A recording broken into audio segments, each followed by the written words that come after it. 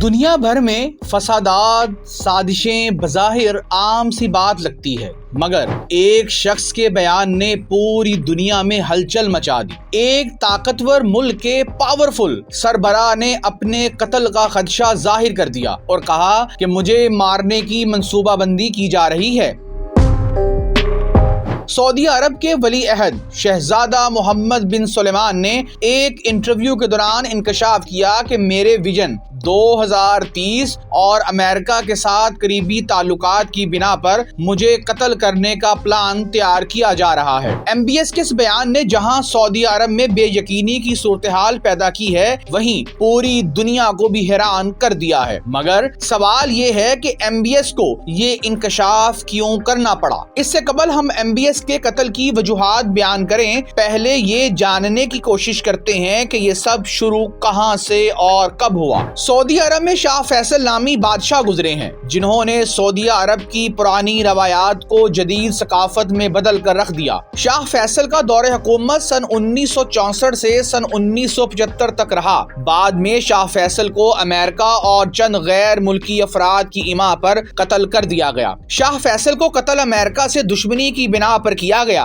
क्योंकि जब Saudi Israel की 1970 की दहाई में जंग छिड़ गई तो अमेरिका ने सऊदी अरब को ललकारने की कोशिश की, तो सऊदी अरब के बादशाह शाह फैसल ने अमेरिका को तेल बंद करने की धमकी दी, जो अमेरिका को नागवार गुजरी। क्योंकि 1970 की दहाई में सऊदी अरब आधी दुनिया को तेल फरोख्त करता था, इसलिए सऊदी अरब से पंगा लेना किसी भी मुल्क के लिए खतरा बन सकता था। लिहाजा अमेरिका ने मंसूबाबंदी के तहत शाह फैसल के भतीजे फैसल बिन मसाद को तैयार किया और शाह फैसल को कत्ल करवा दिया। मगर अब सवाल ये है कि MBS जैसे ताकतवर हुक्मरान को कत्ल करने का मंसूबा क्यों बनाया जा रहा है, और MBS कौन है और उनके कत्ल में कौन से लोग और ममालिक शामिल हैं। MBS 31 अगस्त 1985 को पैदा हुए, कानून की तालीम सऊदी किंग यूनिवर्सिटी से हासिल की। सुलेमान बिन अब्दुल अजीज ने अपने बेटे को अपनी जिंदगी में ही वली अहद मुकर्रर कर दिया, जो कि नहीं होना चाहिए था। MBS ने आहिस्ता आहिस्ता उन तमाम अफराद को पीछे हटा दिया या गायब कर दिया जो सऊदी अरब का वली अहद बन सकता था। करप्शन जैसे इल्जामात लगाकर MBS ने तमाम रिश्तेदारों को गिरफ्तार करके खुद को वली अहद नामजद करवा लिया। बज़ाहिर तो MBS के वालिद सुलेमान बिन अब्दुल अजीज सऊदी अरब के हुक्मरान हैं, मगर तमाम पॉलिसियां MBS ही चला रहे हैं। MBS ने वली अहद बनते ही सऊदी अरब का 2030 का विजन दिया, यमन पर हमला किया, अपने रिश्तेदारों को करप्शन के इल्जामात की रोशनी में न सिर्फ गिरफ्तार किया बल्कि उनकी दौलत पर भी कब्जा जमा लिया। यहाँ तक तो सब ठीक था, मगर जब MBS ने खुद को अमेरिका के बहुत करीब कर लिया तो ये कोई बड़ी बात नहीं थी। मगर MBS ने विजन 2030 की आड़ में ऐसे काम किए जो मुस्लिम ममालिक और रूस के लिए नाकाबिले बर्दाश्त थे। इनमें पहला काम अमेरिका से बहुत सा असला खरीदना था, जिससे MBS मशरकी वुस्ता में फैलने वाली बदअमनी को कुचलना चाहता था, जैसा कि यमन वगैरह। विजन 2030 की तकमील के लिए MBS के पास पैसा कम था, इसलिए उन्होंने एक बयान दिया कि सऊदी अरब जल्द इसराइल को तस्लीम कर लेगा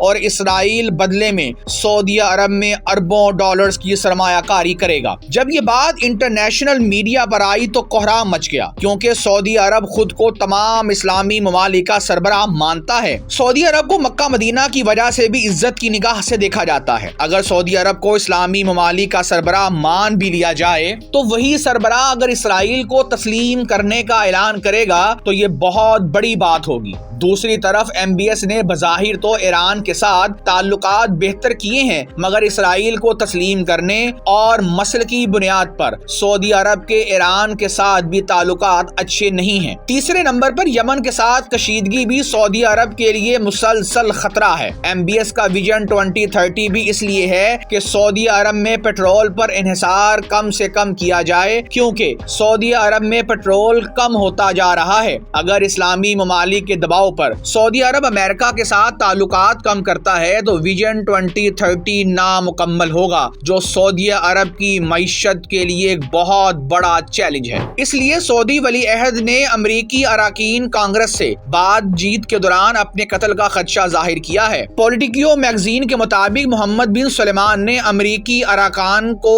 کہا کہ انہوں نے سعودی اسرائیل تعلقات کی بحالی اور امریکہ کے ساتھ تعاون کی خاطر اپنی جان خطرے میں ڈال رکھی ہے۔ مجھے کسی وقت بھی قتل کیا جا سکتا ہے۔ ایک موقع پر سعودی ولی عہد محمد بن سلمان نے مصر کے مقتول صدر انور سادات کا بھی حوالہ دیا، جنہیں اسرائیل کے ساتھ کیمپ ڈیوڈ سمجھوتے کے بعد قتل کر دیا گیا تھا۔ شہزادہ محمد بن سلمان نے امریکی ارکان کانگریس سے یہ بھی کہا کہ اسرائیل کے ساتھ کسی امکانی معاہدے میں فلسطینی ریاست کے حصول کے کسی حقیقی راستے کو بھی شامل کیا جائے تو خاص طور پر اب جب اسرائیل کے خلاف عربوں کا غصہ اپنے عروج پر ہے۔ خیال رہے کہ رواں سال فروری میں سعودی عرب کی جانب سے امریکہ کو کہا گیا تھا کہ سعودی عرب اس وقت تک اسرائیل کے ساتھ سفارتی تعلقات کا آغاز نہیں کرے گا جب تک 1967 کی سرحدوں میں آزاد فلسطینی ریاست کا قیام نہیں ہو جاتا، جس کا دارالحکومت مشرقی القدس ہو۔ اس سے قبل رواں سال جنوری میں سعودی وزیر خارجہ شہزادہ فیصل بن فرحان نے کہا تھا